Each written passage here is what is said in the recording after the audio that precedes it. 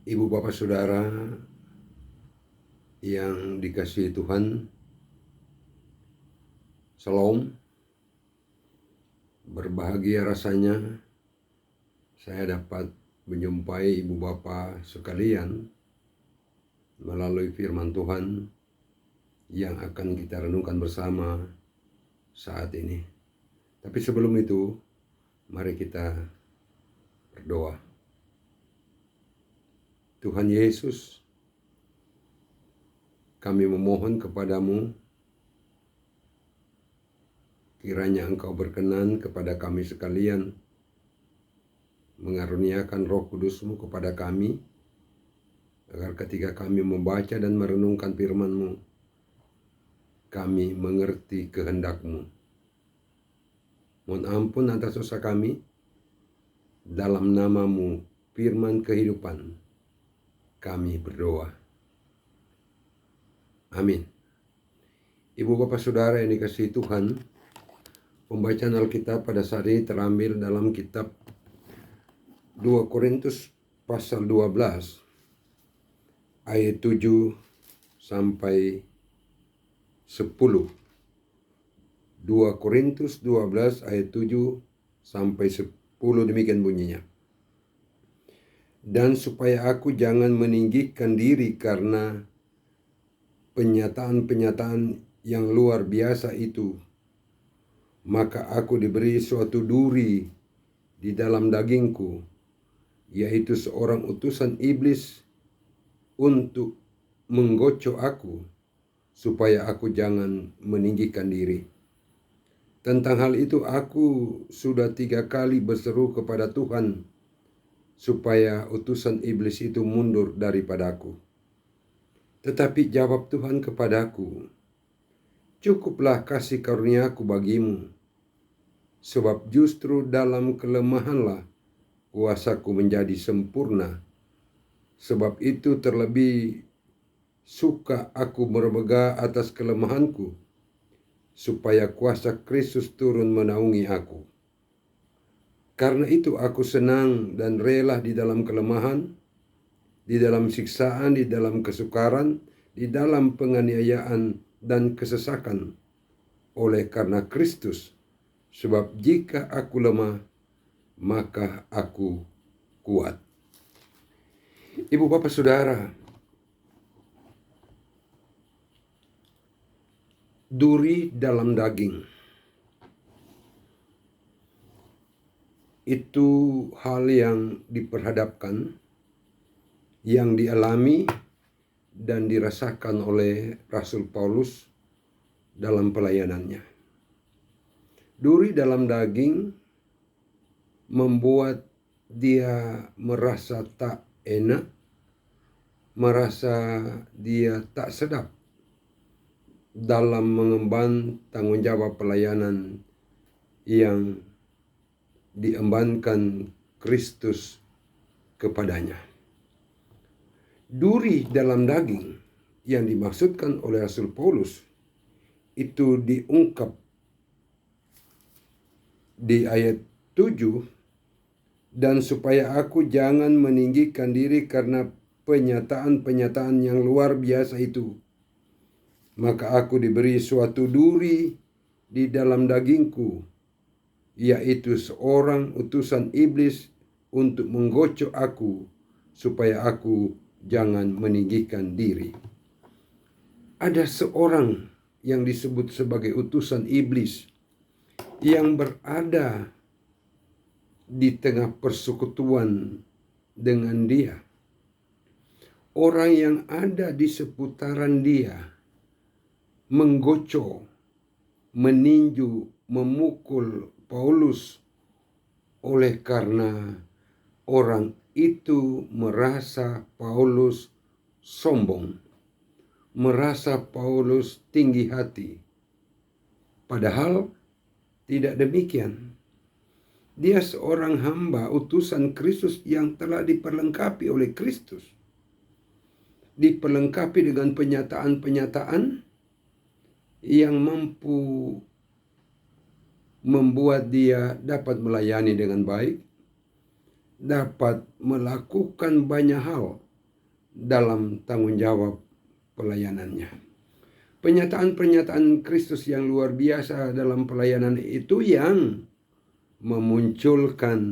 sesungguhnya memunculkan kecemburuan dari orang-orang sekitar, secara khusus seorang yang menggocok, memukul, meninju Paulus karena menilai Paulus itu sombong, menilai Paulus itu tinggi hati.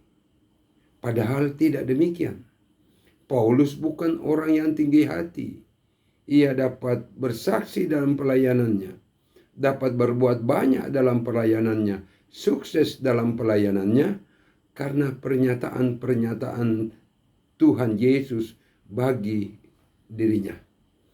Walaupun demikian, dalam rasa yang tak sedap itu, dalam rasa yang tak enak itu, karena ia sebutkan ada duri dalam dagingnya, yaitu ada tantangan, ada orang-orang yang mencurigai dia, ada orang-orang yang tak senang kepadanya. Maka yang dia lakukan adalah berdoa kepada Tuhan.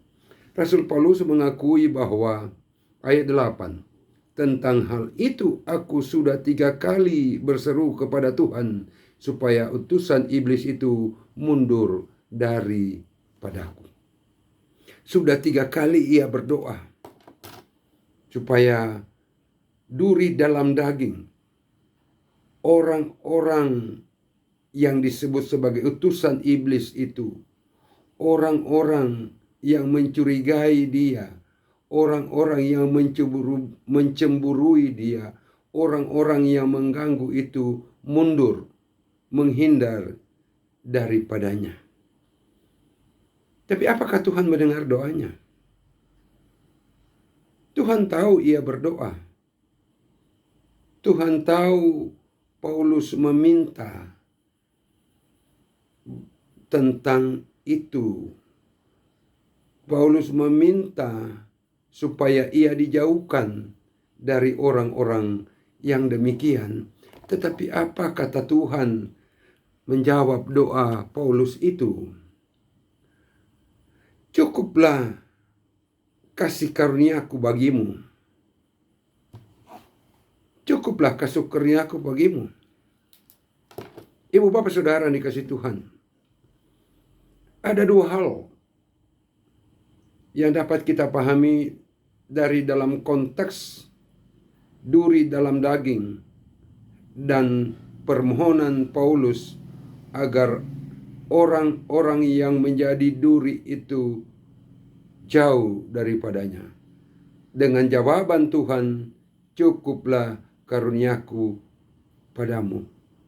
Yang pertama, bahwa tantangan, persoalan itu selalu ada dalam pelayanan. Ada saja orang-orang yang tidak suka, ada saja orang-orang yang tidak gemar, ada saja orang-orang yang tidak menginginkan kita dalam pelayanan. Ada saja orang-orang yang tidak mau dalam pelayanan. Ada saja orang-orang yang mengganggu dalam pelayanan kita. Oleh karena itu, tidak perlu cengeng. Yang diminta adalah seorang pelayan meyakini bahwa ia mampu melayani, ia mampu berbuat sesuatu yang luar biasa dalam pelayanan karena pernyataan-pernyataan Kristus. Ada pertolongan Kristus, ada anugerah Kristus. Nah, dasar meyakini pertolongan penyertaan Tuhan itulah yang dapat digunakan untuk menjadi benteng diri, membentengi diri dari orang-orang yang demikian. Mungkin terlalu cepat langsung melapor kepada Tuhan, sebab hal demikian seakan-akan kita melupakan bahwa ketika kita dipakai oleh Tuhan, ketika kita dipakai oleh Tuhan untuk menjadi pelayannya, kita melupakan bahwa sesungguhnya kita telah diberi pernyataan-pernyataan Tuhan. penyertaannya, pertolongannya. Tuhan menyertai, Tuhan menolong, Tuhan membimbing, bahkan Tuhan membentengi kita dari mereka yang menantang, mereka yang menentang kita. Yang kedua, bahwa dengan kita merasakan duri dalam daging, dengan kita merasakan tantangan, persoalan, pergumulan yang berat di tengah pelayanan, sadarlah kita bahwa kita bukan manusia super. Kita adalah manusia biasa yang penuh kelemahan, penuh keterbatasan, dan hidup kita, pelayanan kita sangat bergantung kepada Tuhan. Tuhan mengingatkan dikala kita merasakan ada duri dalam daging, ada tantangan yang menantang kita dalam pelayanan, kita teringat bahwa ada Tuhan. Tuhan menyertai, Tuhan memberkati, Tuhan menolong. Oleh karena itu ditegaskan bahwa dari kesadaran diri untuk mengakui kelemahan, maka Tuhan memberi kekuatan, Tuhan memberi semangat kepada kita. Hal ini diungkapkan dalam ayat Alkitab yang sudah kita baca. Cukuplah kasih karuniaku bagimu, sebab justru dalam kelemahanlah kuasaku menjadi sempurna. Di tengah kelemahan kita karena tantangan, karena persoalan, harus kita siuman bahwa dalam situasi demikian kita punya kuasa Tuhan, kasih Tuhan yang membuat kita kuat, yang membuat kita tegar. Sebab itu kata firman, terlebih suka aku bermegah atas kelemahanku, supaya kuasa Kristus turun menaungi aku. Ini jiwa Paulus. Jadi kalau dia disangkakan, dicurigai sebagai orang sombong, sebagai orang yang tinggi hati karena pernyataan-pernyataan Tuhan yang membuat dia luar biasa dalam pelayanan, di sini ia akui bahwa ketika ia merasa lemah, ada kekuatan Tuhan.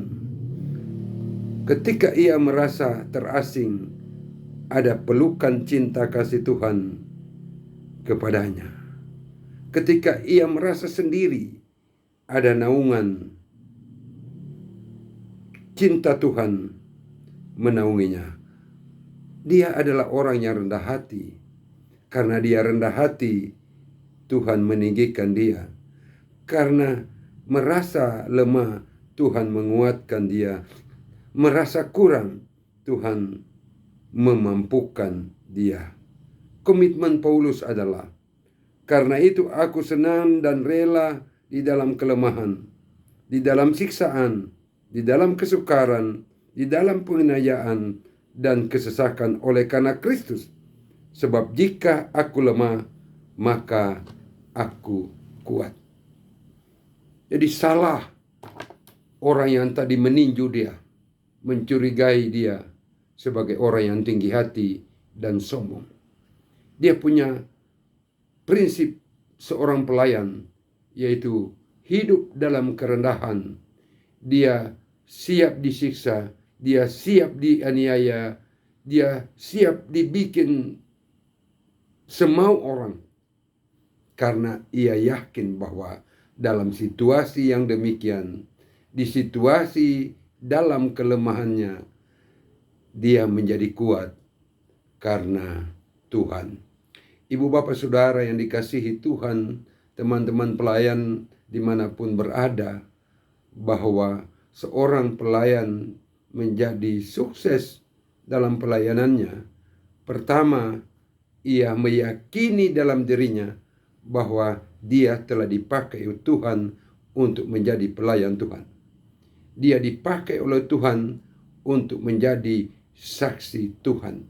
Yang kedua, bahwa di tengah derita, pergumulan karena pelayanan, yakinlah bahwa ada Tuhan selalu bersama, ada Tuhan selalu menyertai.